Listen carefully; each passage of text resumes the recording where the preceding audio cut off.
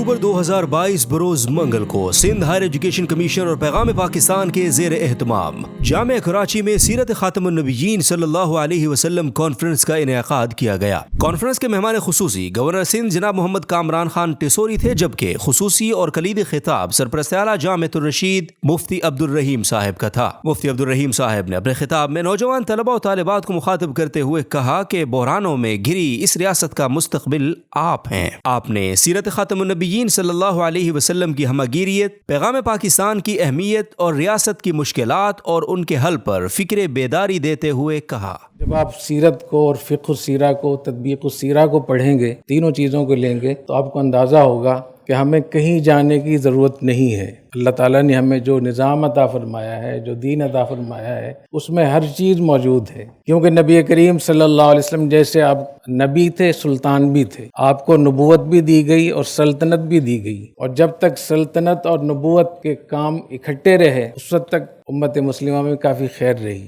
اور جہاں تقسیم ہو گئی کہ یہ انبیاء علیہ السلام کا کام ہے اور یہ بادشاہوں کا کام ہے، تو نبوت اور سلطنت کی تفریق شروع ہو گئی، وہیں سے خرابی پیدا ہوئی۔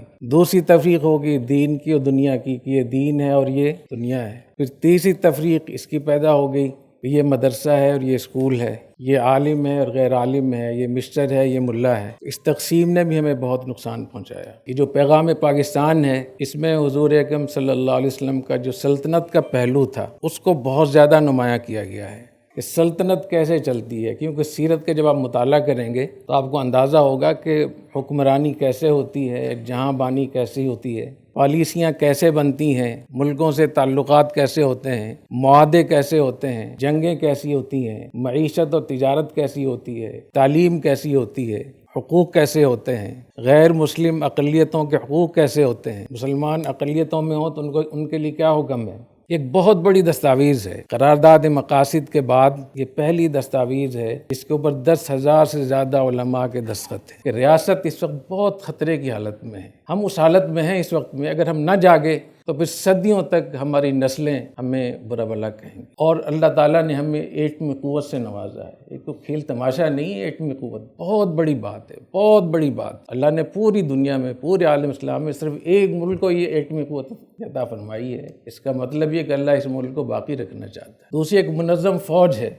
ان دونوں کے ہوتے ہوئے ہم اچھی پلاننگ کر سکتے ہیں، اچھی ہم تدبیر کر سکتے ہیں۔ تو اللہ تعالیٰ ہمیں توفیق عطا فرمائے۔ شاید میں نے زیادہ وقت لے لیا، میں بہت خوش نصیب ہوں، میں آپ کے ساتھ بیٹھا ہوں۔ میں آپ سے سچ عرض کرتا ہوں کہ آپ طلباء و طالبات اپنی قیمت کو سمجھیں، اپنی حیثیت کو سمجھیں، آپ سیرت کو پڑھیں، بہت اچھے طریقے سے پڑھیں۔ اور میں پروفیسر صاحبان سے میں یہ عرض کروں گا کہ یونیورسٹیوں میں، کالجوں میں سیرت شیر بنائی جائے، باقاعدہ سیرت پہ بات چیت ہو، اور سیرت کے تینوں حصے پڑھے جائیں، جس میں نفس سیرت بھی ہو، علم سیرت، اور سیرت کا فلسفہ بھی بیان کیا جائے، اور سیرت کی تطبیق بھی ہو کہ آج کے حالات میں سیرت سے ہمیں کیا سبق ملتا ہے۔ تو میں سمجھتا ہوں کہ یہ ملک نہ صرف یہ کہ بچ سکتا ہے بلکہ یہ دینے والا ملک بن جائے۔ جو میں نے قرآن حدیث پڑھا ہے، جو میں نے سیرت پڑھی ہے، اگر ہم اس پہ عمل کر لیں اور اپنے ملک کو واقعتاً ایک مدینے کی ریاست بنا دیں، تو اس ملک کو دیکھنے کے لیے اتنے زیادہ لوگ آئیں گے کہ ہماری آمدن وہی کافی ہو جائے گی ہماری۔ اتنی بڑی چیز اللہ نے ہمیں عطا فرمائی ہے۔ پیغام پاکستان کو دیکھ لیں، پیغام پاکستان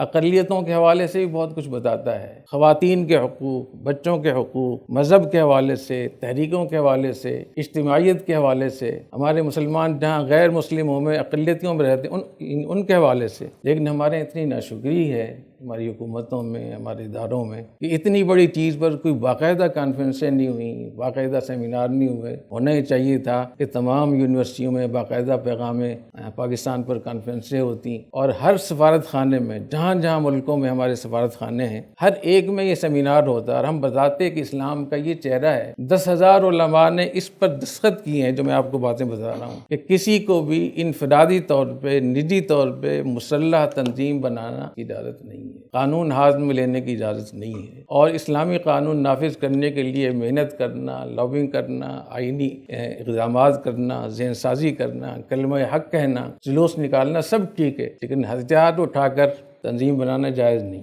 تو میں امید کرتا ہوں کہ آپ حضرات سے کہ آپ حضرات طلباء طالبات اور پروفیسر صاحبان، ڈاکٹر وسیم قاضی صاحب میرے ساتھ حج میں تھے، بہت شکریہ آپ کا. بھائی نعمان احسن صاحب جو چارٹر انسپیکشن کمیٹی کے ڈی جی ہیں، ان سے بھی میں خاص طور پہ ڈاکٹر طارق ربیع صاحب سے، شیخ الجامعہ سے درخواست کروں گا. اب ہمارے یہاں ڈاکٹر پروفیسر مختار احمد صاحب تشریف رکھتے ہیں. پاکستان کی تمام یونیورسٹیاں ڈاکٹر صاحب کی اس میں آتی ہیں. میں خاص طور پہ آپ سے درخواست کروں گا کہ ان طلباء طالبات کو سنبھالیں، ان کو سمجھائیں، ان کو صحیح راستہ بتائیں. یہی لوگ ہمارے ملک کو سنبھالیں گے، یہی لوگ ہماری تقدیر لکھیں گے. اللہ تعالیٰ ہمیں عمل کرنے کی توفیق عطا فرمائے. میں ایک مرتبہ پھر شکریہ ادا کرتا ہوں آپ سب حضرات کا، طلباء طالبات کا، اساتذہ کا، کہ آپ حضرات نے مجھے موقع دیا. جزاکم اللہ. تقریب سے خطاب کرنے والے دیگر مقررین میں ہائر ایجوکیشن کمیشن کے chairman doctor Mukhtar Ahmed, Sindh higher education commission کے chairman doctor Tariq Rafi, vice chancellor Karachi university doctor Khalid Mahmood Iraqi, سیرت کی 5 ماینہ صدارتی ایوارڈ یافتہ کتب کی مصنفہ پروفیسر ڈاکٹر نگار سجاد ظہیر اور ڈائریکٹر جنرل ریجنل دعوی اکیڈمی سندھ ڈاکٹر سید عزیز الرحمان شامل تھے. تمام مقررین نے پیغام پاکستان پر عمل درآمد کو ریاست پاکستان کی بقا کے لیے ناگزیر قرار دیتے ہوئے عدم برداشت، فرقہ واریت اور ریاست سے بالاتر مسلح جدوجہد کی تعلیمات شریعت کی روشنی میں حوصلہ شکنی کی. تقریب کے اختتام پر معزز مہمانوں کو گورنر سندھ اور سرپرست اعلیٰ جامعۃ الرشید کے ہاتھوں سووینئرز بھی پیش کیے گئے.